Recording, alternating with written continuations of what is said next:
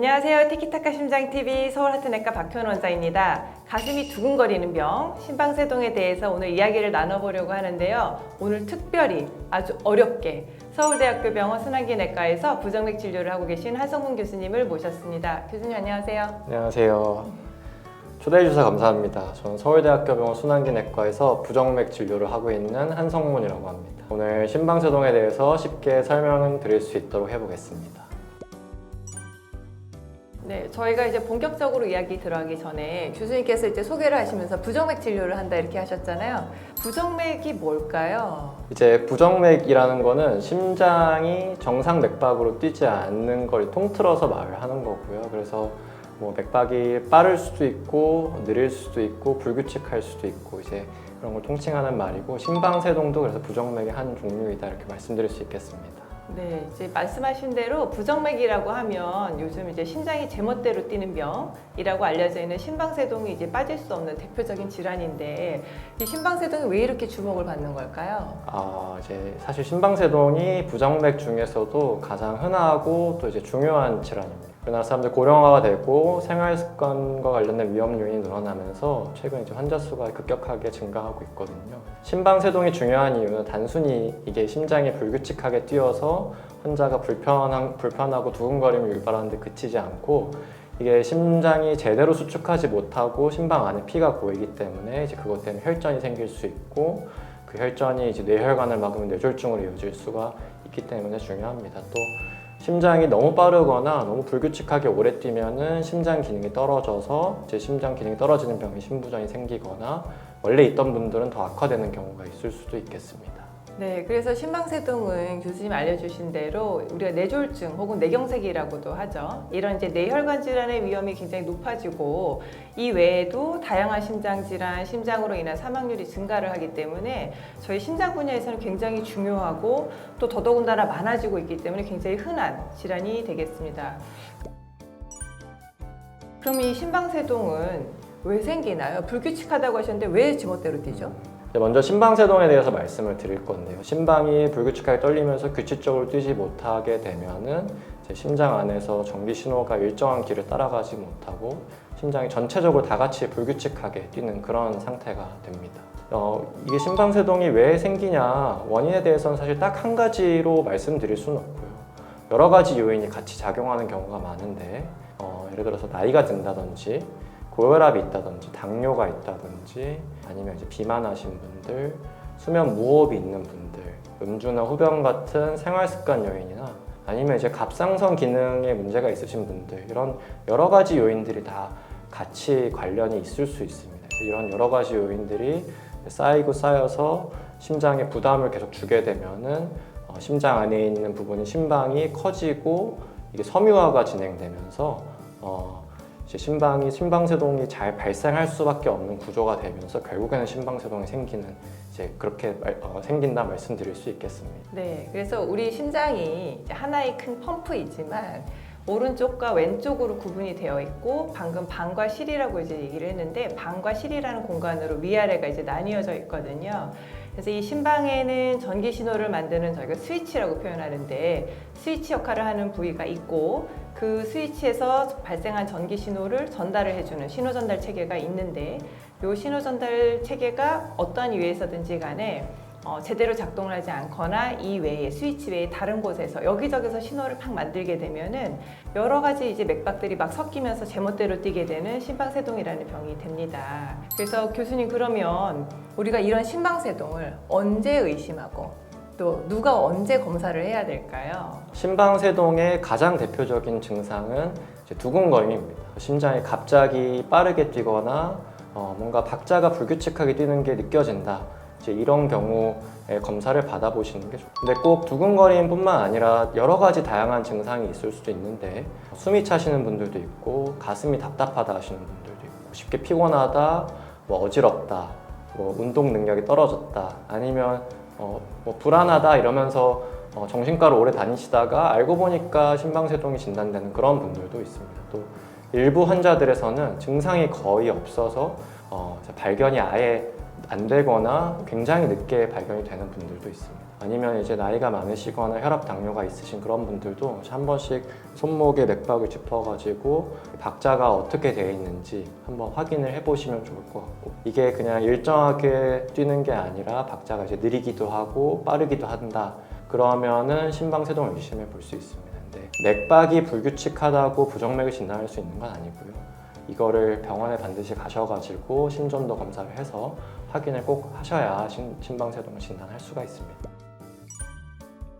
와치의 사용에 대해서는 어떻게 생각하세요? 와치 사용이요. 와치가 이제 사실은 증상이 있을 때 내지는 심방세동이 지나갈 때 심전도를 해야 이제 심방세동이나 부정맥이 진단이 되는 건데, 심방세동의 많은 경우에는 발작성이라고 해서 심방세동이 있다 없다 하기 때문에 본인이 증상을 명확하게 느끼시는 분들, 그리고 와치를 잘 사용하실 수 있는 분들은 와치를 써가지고 증상이 있을 때 심전도를 찍으시면은 사실 진단에 굉장히 큰 도움이 됩니다. 이게 저희가 이제 좀 이어지는 내용이기는 한데, 이게 심방세동이든 뭐 부정맥이 뭐가 됐든 간에 우리가 이제 증거가 있어야 되잖아요. 이제 확진을 하려면 심전도로 확인이 돼야 되거든요. 근데 그러면 이제 증상이 있을 때 오세요. 과거에는 저희가 증상이 있을 때 오세요. 이제 이렇게 하면은 수도 없이 응급실을 들락날락 이런 이제 일들이 굉장히 비일비재했었는데, 이제 그럼 이제 증상이 있을 때마다 과연 병원에 와야 하느냐, 어떻게 설명해 주세요? 그래서 저는 아까 말씀드렸다시피 이제 워치를 잘 다룰 수 있는 분들, 좀 젊은 분들, 이런 분들은 증상이 있을 때 갤럭시 워치, 애플 워치로 심전도를 찍어서 뽑아 오시라, 이렇게 말씀을 드리고요. 좀 그게 어려우신 분들은 이제 패치형 심전도 요즘 이제 되게 작고 간편하게 잘 나오거든요. 그래서 그런 거를 검사를 붙이고 한번 해보자, 이렇게 권유를 많이 드리고 있습니다. 그래서 이제 심방세동이나 뭐 부정맥들이 이제 발작적인 성격이 있다 말씀을 해주셨지만, 이게 환자분들이 간혹 심전도는 괜찮다 그랬어요, 뭐 이런 얘기들 굉장히 많이 하시거든요. 혹은 이제 뭐 1년 전에 찍었는데 괜찮았는데 요즘 두근거리는데 또 찍어야 되냐, 뭐 이런 질문 정말 많이 하시는데, 이게 심방세동뿐 아니라 여러 부정맥 질환들은 이제 발작적, 그러니까 있다 없다이기 때문에 심전도를 반복적으로 이제 측정을 하거나, 말씀하신 대로 패치같이 아예 생활 속에서 심전도를 그냥 계속 기록하는 홀터 같은 것들을 이용을 하게 됩니다. 그래서 이 심방세동이라는 병은 이제 잘 아시지만 너무 이 스펙트럼이 넓잖아요. 그리고 나타나는 증상이나 이 양상도 다 다르고, 치료를 해보면 사실 반응도 다 다르고, 그래서 치료를 하는 입장에서는 굉장히 흥미롭기도 하고 굉장히 어렵기도 하고 이런 질환인 것 같습니다. 저희가 이제 심방세동으로 진단이 되면 약물 치료를 이제 시작을 하잖아요. 그래서 약물 치료에 대해서 간단하게 좀 설명을 해주시면 좋을 것 같아요. 심방세동에서 가장 중요한 게 약물 치료인데요. 약물 치료는 이제 크게 세 가지 축으로 생각하시면 됩니다. 이제 가장 중요한 치료, 가장 중요한 약물 치료이자 심방세동에서 가장 중요한 치료는 뇌졸중 예방입니다. 심방세동이 있으면은 심방이 제대로 수축하지 못하면서 심장 안에 피가 고이고, 그 피가 고이면서 혈전이 발생하고, 그 혈전이 이제 머리로 가면은 뇌졸중, 아니면 다리로 가면은 다리도 경색이 생기면서 이제 급성 허혈이 생기는 경우가 있거든요. 이런 경우에는 환자별로 개별적인 위험 요인을 평가해서 뇌경색 위험이 높겠다라고 판단할 경우에는 뇌졸중 예방약의 항응고제를 사용하게 됩니다. 두 번째는 맥박수 조절입니다. 이제 심방세동이 지속된다고 하더라도 심장이 너무 빠르지 않게 뛰도록 조절하는 치료입니다. 심장도 근육이기 때문에 계속 빠르게 뛰면은 환자가 두근거릴 뿐만 아니라 심장 근육이 지치거든요. 심장 기능이 지치면은 심장 기능이 떨어지고, 그러면 숨이 많이 차고, 이제 심한 경우에는 폐가 많이 붓고, 뭐 응급실 통해서 입원해서 중환자실 치료를 받게 되는 그런 경우까지 생길 수 있어서, 저희가 맥박수가 너무 높아지지 않게 약물을 이용해서 맥박수를 조절하는 치료를 하게 됩니다. 세 번째는 이제 리듬 조절입니다. 심방세동 자체를 정상 리듬으로 정상 맥으로 바꾸거나, 아니면은 완전히 정상 맥박까지 유지를 못하더라도 정상 맥박을 최대한 오래 유지하려는 그런 치료입니다. 그래서 저희가 가장 많이 사용하는 약은 이제 항부정맥 약제인데요. 항부정맥 약제를 계속 좀 드시면서 이제 심방세동이 잘 안 생기게 하고 잘 유지되지 않게 만들어가지고 심방세동 최대한 없애려는 노력을 하고 있는데요. 다만 항부정맥 약제가 효과가 좀 충분하지 않은 경우가 많습니다. 초반에는 잘 듣다가 시간이 1년, 2년 지나면서 재발하시는 분들도 많고요. 아니면은 처음부터 잘 안 듣는 분도 많고, 또 이제 부작용이 심한 경우 환자분들도 많습니다. 맥박이 많이 느려져서 어지러워 하시거나, 아니면 그냥 괜히 모르게 잘 이유를 모르겠는 피로감이 있거나, 아니면 뭔가 미각이 이상해진다, 메스껍다, 뭐 이렇게 말씀하시는 분들이 종종 있거든요. 그래서 이런 이제 약에 반응이 없거나 아니면 여러 가지 이제 부작용 때문에 사용을 못하거나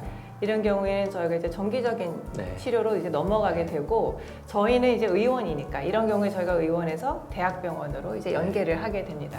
그래서 이렇게 가면은 저희가 할 수 있는 게 전기 충격을 하는 이런 치료가 있고, 요즘 이제 하는 뭐 전극도자 절제술, 뭐 펄스장 절제술 같은 시술이라고 네. 부르는 시술들이 있지 않나요? 그래서 어떤 환자분들한테 주로 어떤 치료를 권하시나요? 사실은 어떤 환자한테 어떤 치료를 권하느냐, 어떤 환자한테 시술을 이제 권유드리냐라는 게 사실 제가 이제 하는 여러 가지 일 중에서 가장 중요하고 어려운 일인 것 같습니다. 근데 먼저 심방세동 환자에서 시술을 한다는 거는 심방세동을 없애고 환자한테 정상 맥박을 최대한 오래 유지하게 만들겠다, 이런 의도가 있는 거거든요.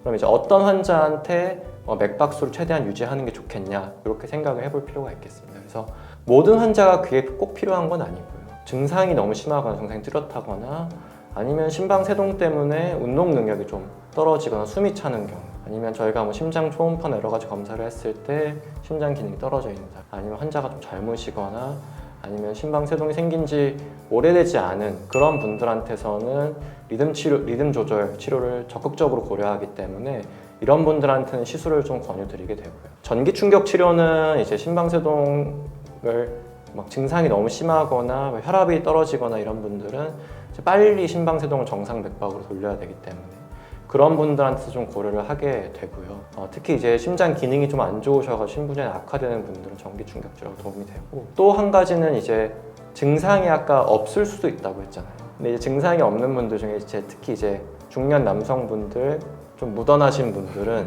본인이 증상이 있는지 없는지 잘 모르세요. 이제 그런 분들은 전기 충격 치료를 해서 심방세동을 일시적으로 좀 없애보면은 내가 좀 생활하는데 확실히 좀 좋아졌다. 확실히 원래는 좀 숨이 찼는데 이제 하나도 안 차고 너무 가뿐하고 개운하고 좋다, 이런 분들이 있으시거든요. 그래서 그런 분들한테도 전기 충격 치료를 해서 심방세동을 없애보고 반응이 어떻게 나타나는지 보는 용도로도 사용하기도 합니다. 이제 마지막으로 전극도자 절제술이라고 쉽게 말해서 심장을 지지는 시술적인 치료인데요. 항상 전극도자 절제술 하면 환자들이 너무 어려워하셔가지고 지진다 이렇게 말씀을 드리는데, 항부정맥제 약제를 썼을 때 부작용이 있거나 재발을 하거나, 아니면은 장기적으로 정상 맥박을 좀 유지하고 싶은 분들한테서 저희가 치료를 많이 하고요.